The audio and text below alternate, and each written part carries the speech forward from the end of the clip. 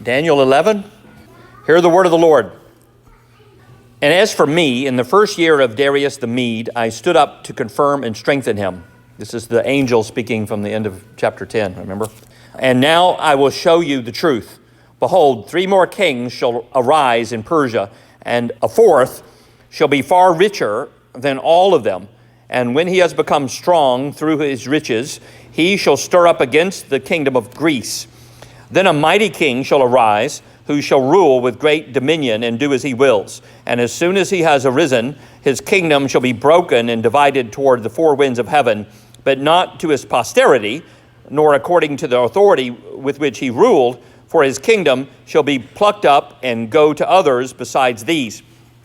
Then the king of the south shall be strong, but one of his princes shall be stronger than he, and shall rule. And his authority shall be a great authority. After some years they shall make an alliance, and the daughter of the king of the south shall come to the king of the north to make an agreement, but she shall not retain the strength of her arm, and he and his arm shall not endure. But she shall be given up, and her attendants, he who fathered her, and he who supported her in those times. And from a branch, from her roots, one shall arise in his place. He shall come against the army and enter the fortress of the king of the north, and he shall deal with them and shall prevail. He shall also carry off to Egypt their gods with their metal images and their precious vessels of silver and gold. For some years he shall refrain from attacking the king of the north. Then the latter shall come into the realm of the king of the south, but shall return to his own land. His sons shall wage war and assemble a multitude of great forces, which shall keep coming and overflow and pass through, and again shall carry the war as far as the fortress. Then the king of the south, moved with rage, shall come out and fight against the king of the north, and he shall raise a great multitude, but it shall be given into his hand. And when the multitude is taken away, his heart shall be exalted, and he shall cast down tens of thousands, but he shall not prevail. For the king of the north shall again raise a multitude greater than the first, and after some years he shall come on with a great army and abundant supplies. In those times many shall arise against the king of the south, and the violent among your people shall lift themselves up in order to fulfill the vision, but they shall fail. Then the king of the north shall come and throw up siege works and take a well-fortified city, and the forces of the south shall not stand, or even his best troops, and there shall be no strength to stand. But he who comes against him shall do as he wills, and none shall stand before him. And he shall stand in the glorious land with destruction in his hand. He shall set his face to come with the strength of his whole kingdom, and he shall bring terms of an agreement and perform them. He shall give him the daughter of women to destroy the kingdom, but it shall not stand or be to his advantage. Afterward he shall turn his face to the coastlands and shall capture many of them, but a commander shall put an end to his insolence. Indeed, he shall turn his insolence back upon him. Then he shall turn his back toward the fortresses of his own land, but he shall stumble and fall and shall not be found. Then shall arise in his place one who shall be an exactor of tribute for the glory of the kingdom. But within the days he shall be broken, neither in anger nor in battle. In his place shall arise a contemptible person to whom royal majesty has not been given. He shall come in without warning and obtain the kingdom by flatteries. Armies shall be utterly swept away before him and broken, even the prince of the covenant. And from the time that an alliance is made with him, he shall act deceitfully, and he shall become strong with a small people.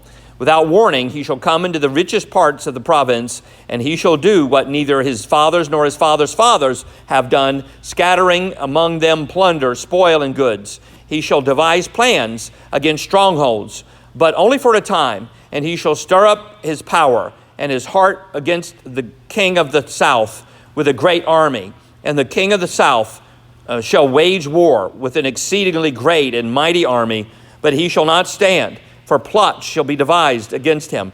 Even those who eat his food and shall break him. His army shall be swept away, and many shall fall down slain.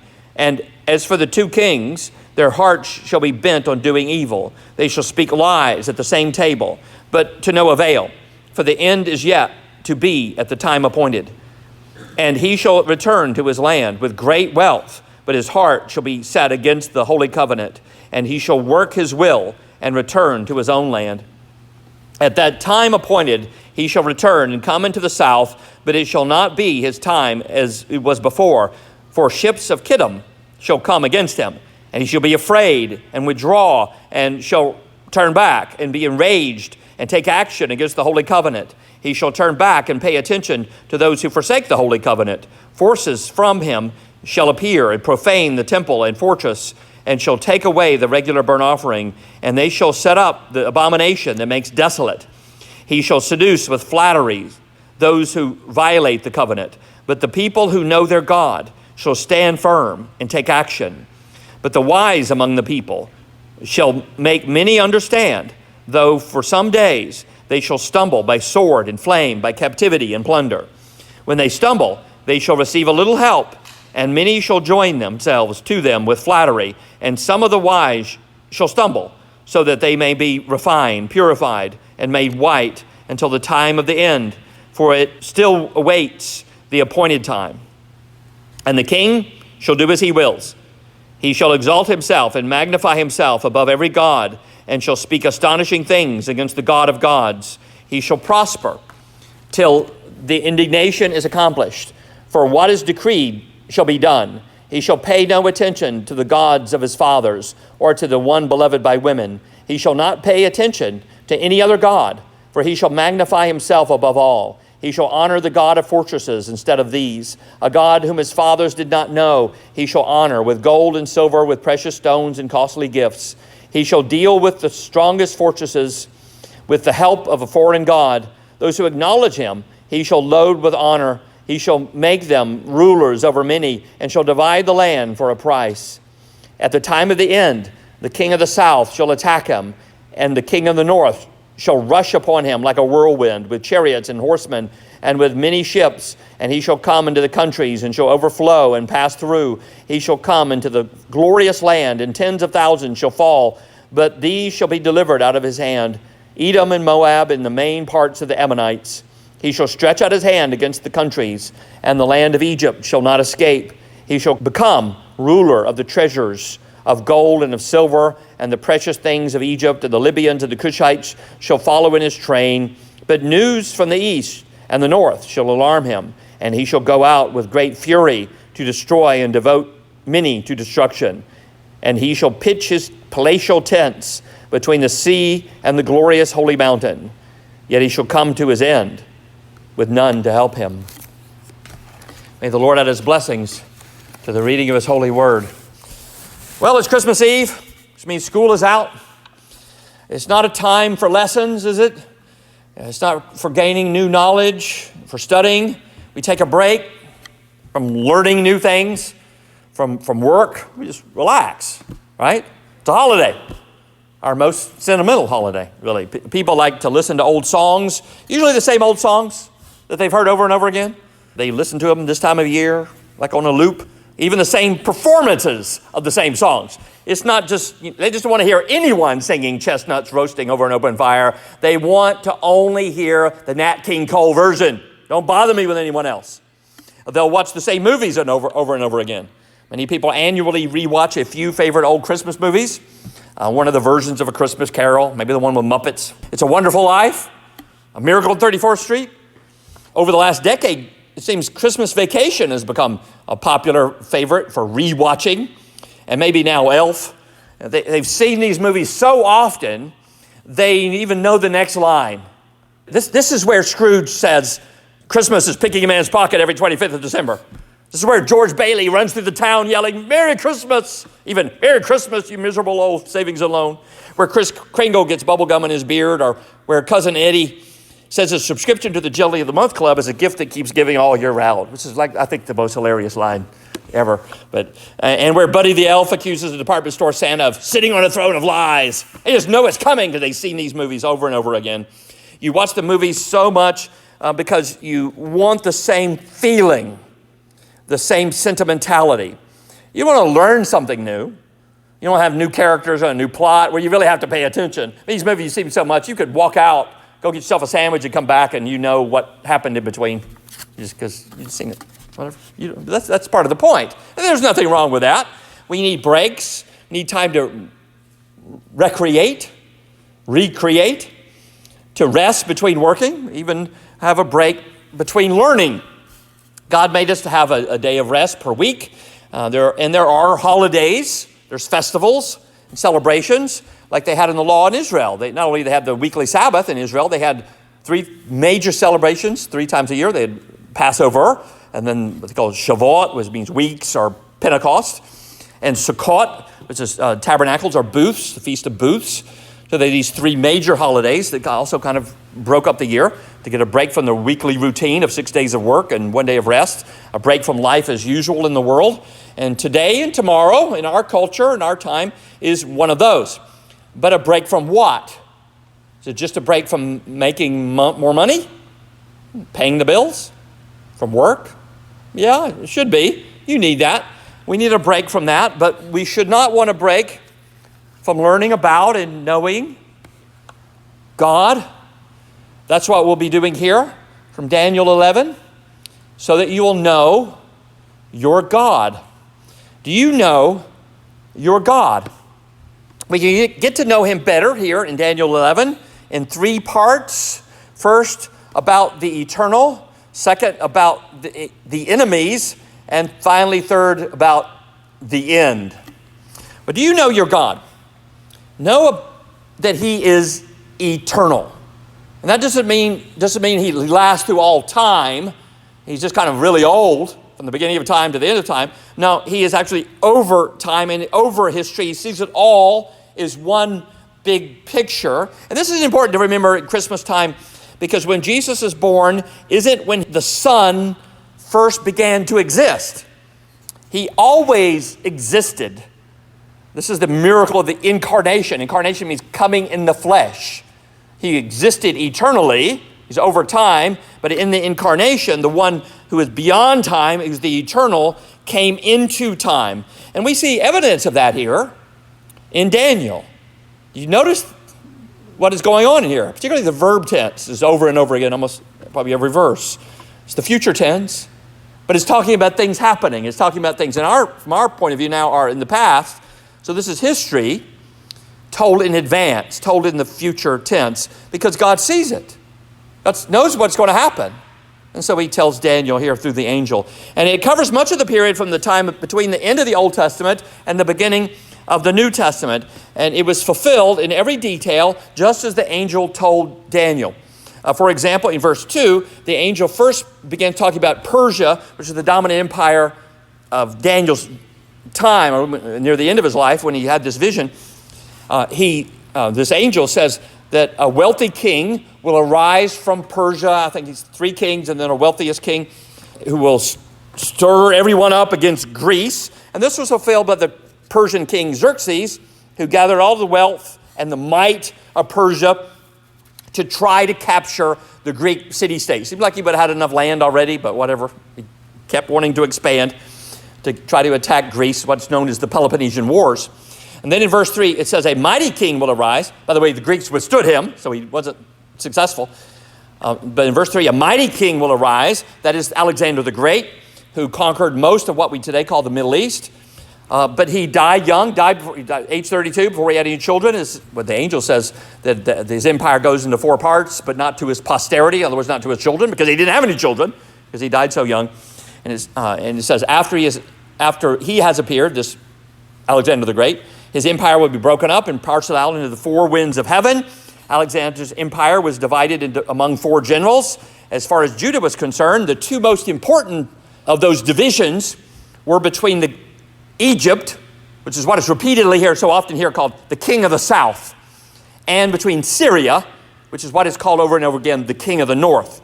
So these are these 2 kingdoms are referred so much by the angel here. Egypt and Syria, king of the north, king of the south, north, Syria, south, Egypt. The Egyptian kingdom, the king of the south, is strong and it is dominant for much of this time, just as it says in verse 5. Even little details are foretold, just as they happened, and it's foretold in a future tense. Notice that in the middle of verse 6, the daughter of the king of the south will go to the king of the north to make an alliance. And this happened when the Egyptian king Ptolemy II sent his daughter Berenice to the king of Syria, Antiochus II, to be his wife, and so ally the two empires together through marriage. The kingdoms in those days often did that. Send a daughter to the king, and so you're allied together by marriage. Now, your in-laws can't do war with each other if you're in-law, if you're family, right? Well, they would still end up doing it, but whatever. And this happened in the year 246 BC, but God had already revealed it to Daniel about 300 years before, as he says here. As he's predicting it, not just predicting. Predicting is kind of like guessing the future. God's telling, this is what's going to happen. And as the angel foretells, that alliance and the marriage did not last. In fact, the previous wife, Antiochus II, his previous wife, didn't like the second wife, Berenice, and so had her killed. Oh, things didn't go well with the family alliance. And on it goes in great detail. There's so much detail here. If we spent time describing, how this is fulfilled by that, we would go a couple hours, and you may want to go home after that. So we're not going to go through all the details. If you're interested, there are places you can read about commentaries or histories of the time. But what it shows, the important thing for us, is that it shows us history written in advance, history written in the future tense. So, someone could ask, you're a little skeptical, well, if that's the case, why doesn't God tell us everything we want to know? We can use that knowledge. Why doesn't he reveal the date of Christ's return, so we'll know how much time we have left to evangelize? Or why doesn't he give us perfect stock tips? If only like 30 years ago he would have told us to invest in Google. Imagine how wealthy we could be. We could take the profits. If he gives us inside trader knowledge, we can invest the profits in missions, of course, and we'll keep a little commission for ourselves. God could have done that, certainly. But this is here to show us this history in advance in the future tense, to show us that God is glorified by proving that nothing that has happened has caught him by surprise. Even though many of the events are seemingly bad for God's people, none of this has happened just by surprise. That everything that brought history on the way to the manger, to the birth of Christ, even how the enemies of God tried to destroy God's covenant, and all the persecution and the torment, the killing they went through, all that was guided by God toward his goal. It shows us the eternal, standing over history, his story. Do you know your God? Well, second, know the enemies of God. There are three basic enemies. There's the world, the flesh, and the devil. Now remember, chapters 10 to 12 are all really one narrative, one story. And we're taking just this part in the middle out of it and looking at it. But remember, I began in the previous chapter with this Daniel's encounter with this angel. And first the angel tells him about the enemy we saw last week. He's awesome, whatever prince, demons, calls him a chief, what do you call them? Chief princes, principalities and powers that we wrestle with, seeking to hinder the word of God. That's the devil. Then there's the world. This prophecy is all about the kingdoms of this world. The world is one of our worst enemies. Here we see what the world will do to try to destroy our covenant and our commitment to and from God. Here we see what the world will do to destroy our relationship with God. Every once in a while, leaders arise in the world who are able to get great power and seek to grasp everything in the world. And that is what human beings have been trying to do ever since the fall. They reached out their hand and grasped what God said don't grasp, is to do as we will. My will be done. That's the essence of sin. I'll do what I want to do with no accountability to God. But most of us are constrained by lack of money, we can't afford it, or lack of power, or family tells us to go straight, community obligations, the society around us, or the law keeps us from doing what we would do if we had just unlimited power. But once in a while, the world has a powerful man who lives that quest to do as he please on a grand scale. 3 times in this chapter, it tells us of men who are driven by this will to power, who are able to do as they please. In verses 3, 16, and 21. On the way to the manger, they seek to do according to their own will, it says. Verse 3 is about Alexander the Great, who was a young man who imposed his will on most of the Middle East. But he was called to account before God early at the age of 32. Then in verse 16, he who comes against him shall do as he wills. None shall stand before him. There's that will to power. And that's about Antiochus II, also called Antiochus the Great, who ultimately and finally decisively brought the promised land, much of Israel, fully under the control of his empire based in Syria. He shall stand in the glorious land with destruction in his hand. Verse 21 reveals about another such man, says a contemptible person to whom royal majesty has not been given. And we mentioned this person before. He's a man some call the Old Testament Antichrist. In verse 21, he is just called a contemptible person. Just contemptible, just scorn him. He was Antiochus IV. He called himself Epiphanes, from an epiphany or a manifestation. God manifest. That's what he said about himself. I am God I'm the manifestation of God. Imagine the ego that comes with that. And he was called by the Jews Antiochus the Wicked. He was a king of the north, a king of Syria, the Seleucid Empire, and for 11 years, from 175 to 164 BC. And just as the angel foretold in verse 23, he shall act deceitfully. In other words, he says things that are false, makes promises he doesn't keep, and he shall become strong with a small people. You know, it starts out small. He was never supposed to be king. He took the throne of Syria by plotting, by maneuvering, by deceit. Just as it was foretold in the middle of verse 24, he was initially about to achieve more than the other kings of the north had been able to. He shall do what neither his fathers nor his fathers' fathers have done. He's going to take over the king of the south. He's going to expand, almost putting back together all of Alexander's kingdom. But Antiochus is rising over the king of the south in Egypt, nearly able to completely conquer it. And in the middle, think of it, if you know, you've got a map, you think Syria up there, Egypt down there. In the middle between the two, of course, is Judah, which is under his control, with its temple and its covenant with the true God. And like other conquerors, like all fallen people, he wants to do as he pleases. It says he does as he pleases. And then something happened that infuriated him. You know, we get furious when something interferes with what we want. I want this, and it's not working right.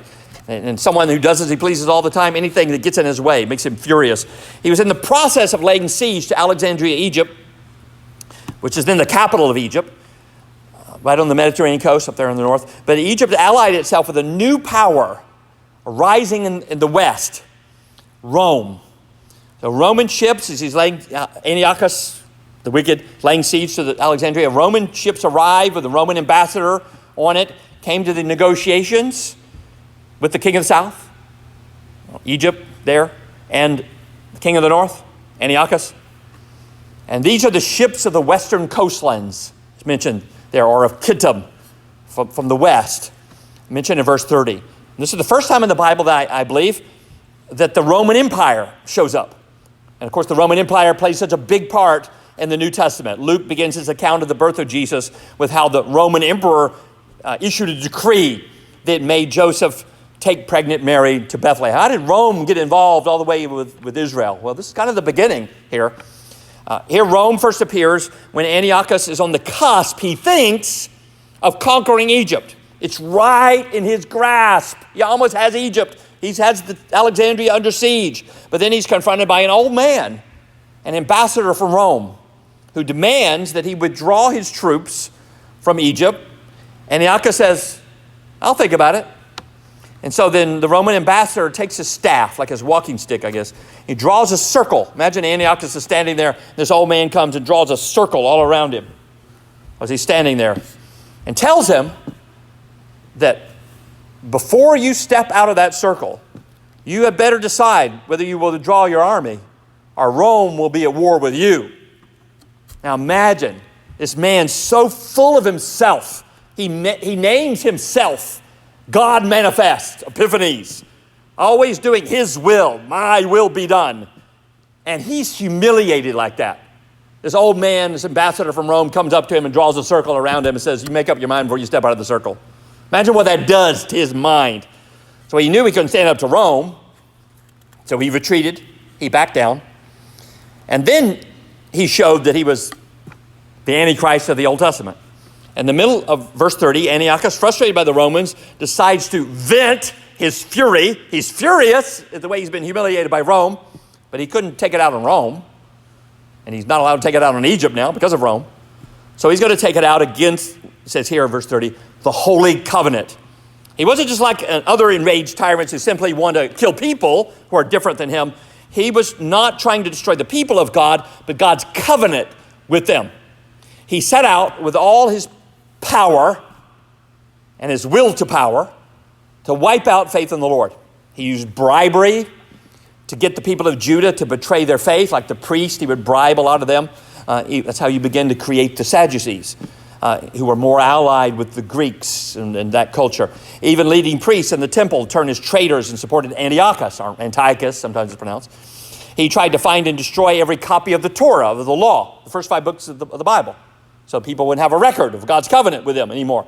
He required the people of Judah to offer sacrifices to his Greek god, to Zeus. Then he set up an idol to Zeus in the temple itself, God's temple in Jerusalem. Set up an idol to Zeus there, supposed to be for the Lord, with no idols, no images, supposed to be in the temple. Set up an idol to Zeus on it and sacrificed a pig on the altar to Zeus. This was the abomination that causes desolation in verse 31. It's something so abominable that it makes the temple itself desolate or empty of holiness. It's no longer a worship place for God because of that abomination. In order to make it suitable for God's worship, you have to take the abomination out and cleanse it. So Antiochus, or Antiochus, and the world through him was determined to obliterate God's covenant, God's name from the earth. So there'd be no memory of God's promises anywhere on the earth. It's almost like a Terminator movie. Somebody from the future coming back to try to stop the Savior before he appears. And that's what Satan is trying to do here, and the world's trying to do here. Stop the Messiah before he's even born. And he almost succeeded. He almost succeeded because of the flesh. Remember the 3 enemies? It's the world, the flesh, and the devil. We already dealt with the devil in verse 10, or chapter 10. And now we dealt with the world. But the world makes people conform by appealing to their flesh. What's the flesh want? The flesh wants greed. It's greedy. It wants money. It can be bribed. It can be rewarded. Or the flesh is full of pride. It likes to be flattered, to told how great it is. Or the flesh is just concerned about preserving itself, so it's cowardly. So it appeals to greed or pride or cowardice. It punishes nonconformity and rewards conformity. Today, with popularity, with clicks and likes and followers and money, do what we say, and you'll be popular. You'll have a big crowd. You'll be very famous, and you'll be loved. Antiochus got traitors to betray the covenant with God by bribery. In other words, he paid them off, appealing to their greed. Now, do this, the world tells us today, you'll be wealthy. Put the chasing of money ahead of seeking God's kingdom, and you'll have a big house, and you'll have lots of money. You'll be rewarded. I will reward you. It appeals to your greed. Or by flattery, appealing to your ego. If you do what we say, you go along. You're a cultured, you're a tolerant person, you're a good person, you're one of us, we accept you, we like you. In the middle of verse 24, Antiochus gets followers by distributing loot and wealth to people. He appeals to their greed so that they who care more about material things than their covenant with God carry out this Antichrist plot to destroy the covenant. And then notice again the beginning of verse 32. He uses flattery, again by appealing to our pride, also a manifestation of the flesh as a way of using people to help him eradicate the covenant. Come along with me. If you do, you'll tell them how great you are, you're wise, you're on the right side of history. Greek culture is the future. Don't you want to be with the future? It's where every civilized person is going to be at. Today they'd say, come along with us, affirm what we say affirm, condemn what we say condemn, and if you do, then you are tolerant, you are inclusive, you're sophisticated, you're a civilized person, we accept you, and we'll put you in faculty here, and you'll be a famous person, get lots of clicks and likes and all of that if you go along with us. And of course, being a violent man, A man so violent he was sometimes called the madman. Called him a lot of things, didn't he? Called himself Epiphanes. Jews called him the wicked. Some others called him the madman. By threats of violence, by actual violence, he terrified many people into following him and forsaking God's covenant. He threatened and killed people who resisted him, sometimes thousands of them. So loving one's life more than a relationship with God, in other words, by killing people, others would look at that and say, I don't want to be killed, so I'm going to do what he says. I'm going to offer the sacrifice to Zeus. I don't really believe it in my heart, but I'm going to go along because I don't like to die. And so that's cowardice. And cowardice is a fruit of the flesh, a rotten fruit of the flesh. Does the flesh really have fruit? It has works, I guess. It's a work of the flesh. So without the flesh, without the greed and the pride and the cowardice, it produces this Antichrist of the Old Testament. Or I should say, the flesh produces with greed and pride and cowardice this Antichrist. Without those things, without greed or pride or cowardice, he could not have succeeded so well. He almost succeeded completely. But, as it says in verse 32 I think is the key verse in this chapter, and the verse this chapter is most well known for. The people who know their God firmly resist the enemies of God, and then they take action for God. The key is knowing God. Those who do resist the world, the flesh, and the devil, and they act for God.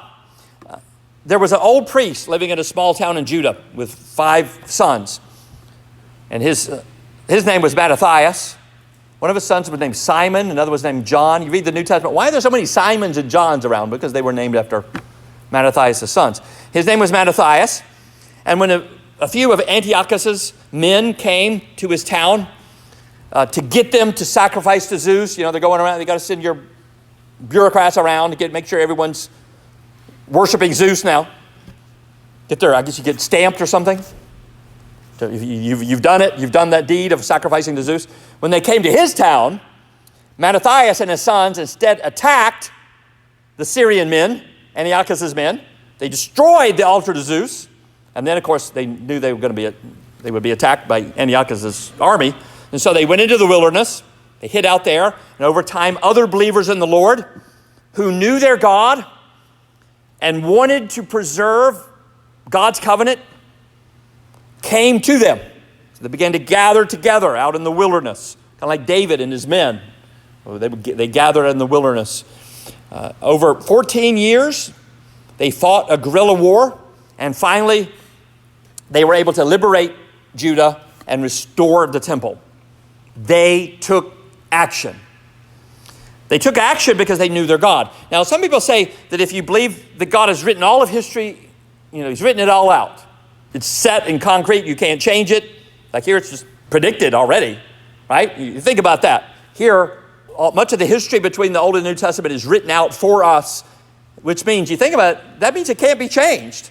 The angel's not saying, well, it might happen if so-and-so does this, or if he chooses that. We kind of think he could go that way, or he could go that way. Who knows what he might do? No, he doesn't say that. He says, this will, this will, this will, this will. And some people say, well, if that's the case, then God is the eternal who sees the end of his enemies before they even arise. Then if you believe that, then won't you just be passive? You just kind of go along. You think, well, God's going to take care of it. His plan will be fulfilled no matter what we do. So might as well just relax, do nothing. Don't resist anything. Don't take action for anything. They say if you believe history is his story already written, then you'll be lazy, passive. You'll do nothing to change it. You won't evangelize. You won't go into missions. You won't try to change the world. You won't resist any evil. You won't take any action for good because you just think, well, God's going to take care of it all. But the reality, and if you look at real history, the reality is the opposite. When you see that you serve a God who is eternal, who isn't just kind of guessing that history might, if he can persuade people to do what he wants, that hope it goes this way or that. No, that he has it written out. He's standing over time, and that history is his story, that the defeat of his enemies is certain. Even before they arise, he sees they'll rise, they'll appear so triumphant, they'll do as they will. But their will, these enemies of God, their will ends up serving God's will. You'll see that if you're on his team, God's team, you're on the winning team. You'll see that God is triumphant. And so you will be joyful. And that inspires you to stand firm and take action. You see whatever it is coming your way, Antiochus and his men threatening to kill anyone who resists them, you see that, even if it looks just overwhelming, that you can stand up against them because you have God on your side. You can take action because God is triumphant at the end. Well, here on the way to the manger, as God's enemies furiously tried to destroy God's covenant before Christ could fulfill it, the people who knew their God stood firm and took action. They resisted Antiochus. They defeated his forces. They liberated Israel for a time.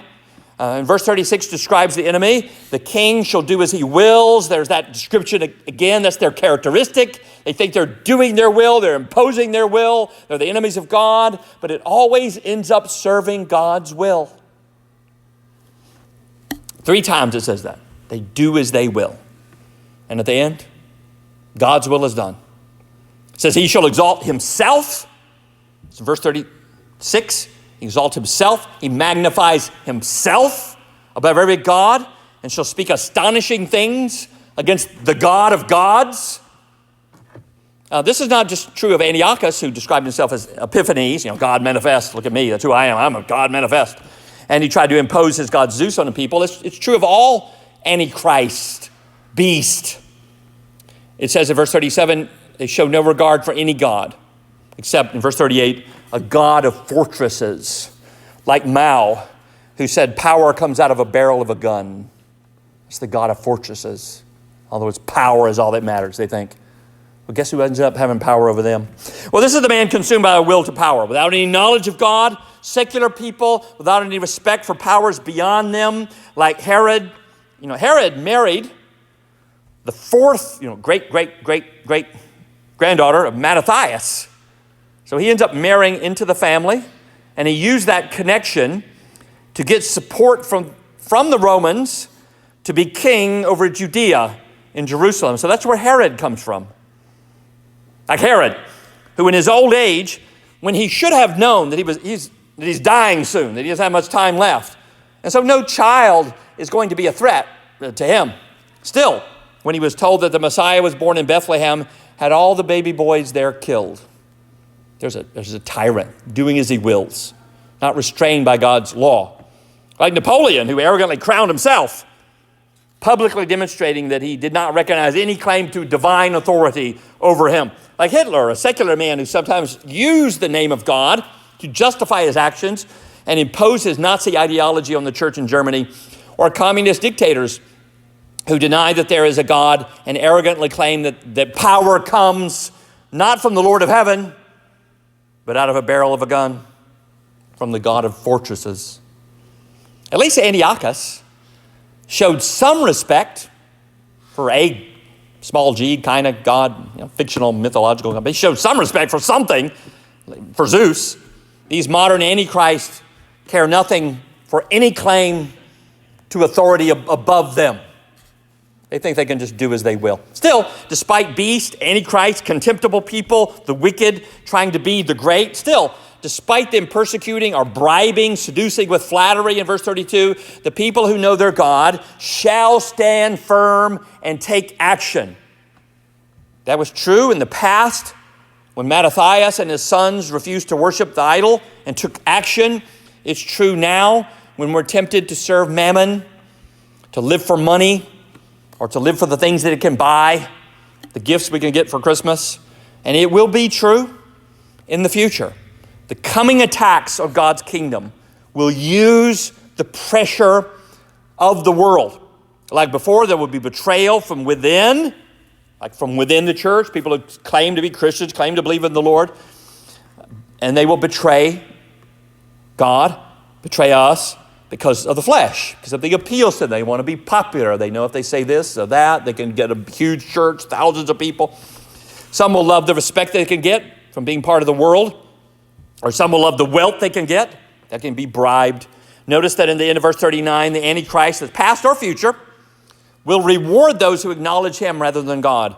Those who acknowledge him, that's these Antichrists, like Antiochus, he shall load with honor. You want honor? Sure, we all want honor, don't we? We want to be respected, regarded.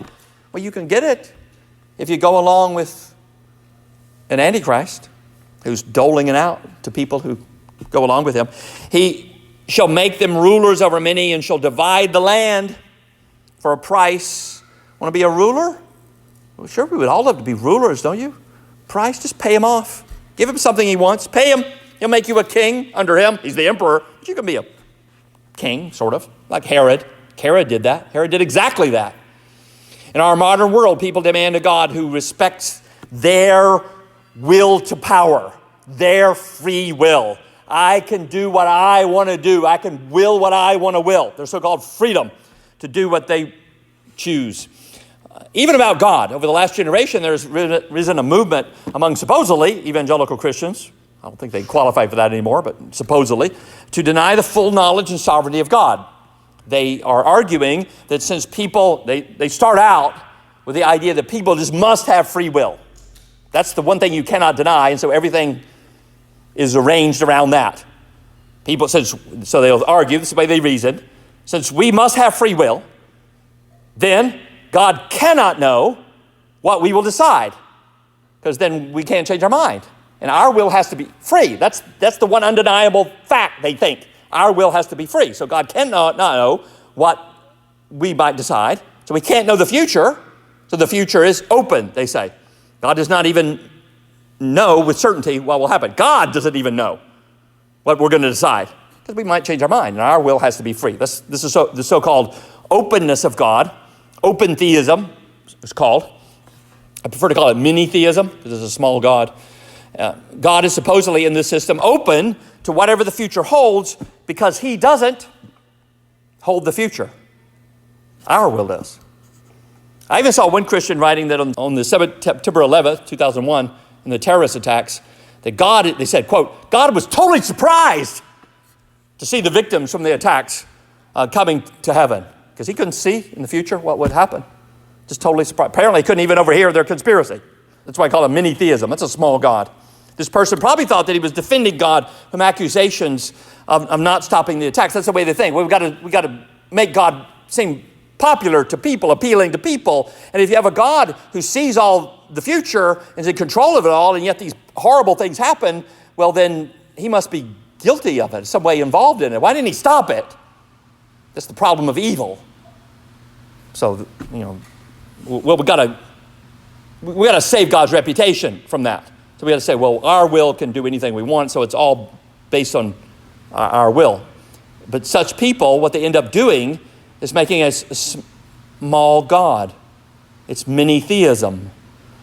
And so such a person who believes in a mini-God like that, who doesn't see the future, can't, because our will is sovereign, doesn't know his God. And so when the pressure comes, he won't be inspired to stand firm and take action. Are you going to stand firm, take action for a God like that? For a God who can't even know what we are going to decide because he's limited by our will?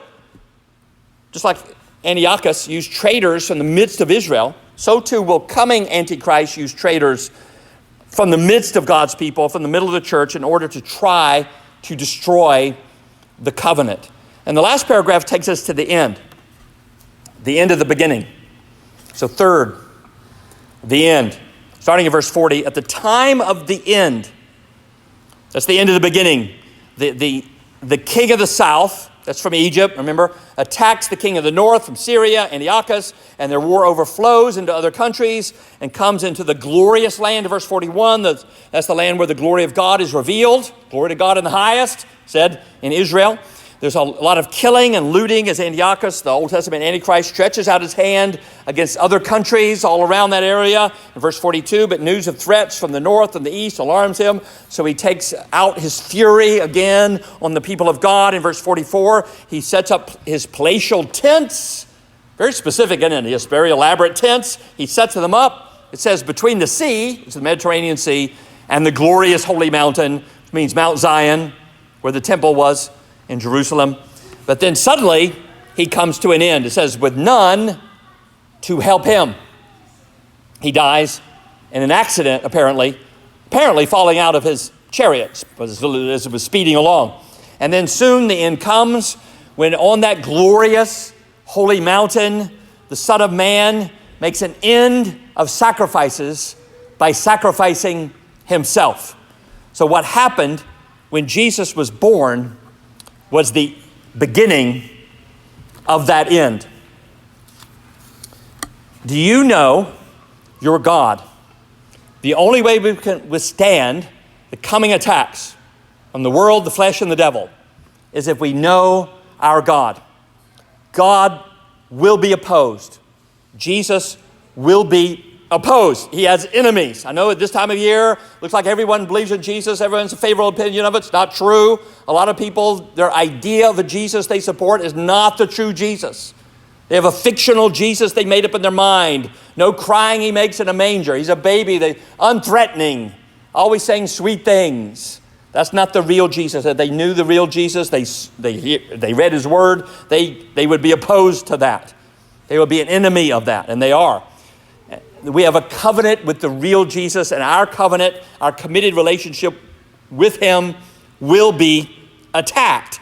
And when that happens, we'll see who really knows their God. John Calvin wrote, "We do not really acknowledge God unless we boldly contend when we are put to the test." Our culture today, especially at Christmas time, is full of talk about God. But it's a God, a small g, God, who serves us, who helps us do as we please. A divine Santa Claus, like the way people take the original Christmas greeting from heaven. The original greeting was, "Glory to God in the highest, and on earth, peace among those with whom he is pleased." And what we do, our culture has done to that, is cut off the glory to God in the highest, cut that out, throw it away at the beginning, and cut off at the end with those whom he is well pleased. And so what's left, when what they think is the greeting, is only peace on earth, goodwill toward men. That's what the popular God, built by edited portions of Scripture, tells us Christmas is about. And knowing that popular God will not give you the strength to stand firm against enemies, because they're God's enemies. The enemy can't get to God. He'll try to get to you because you're his people. To stand firm against enemies, or that popular God will not give us strength to have the motivation to take action. But knowing the true God, who saw and ordered all of history, it's his story on the way to the manger, preparing the way so that everything would be perfectly set in place. You have Herod, you have the Roman Empire, everything set for what he wanted to achieve.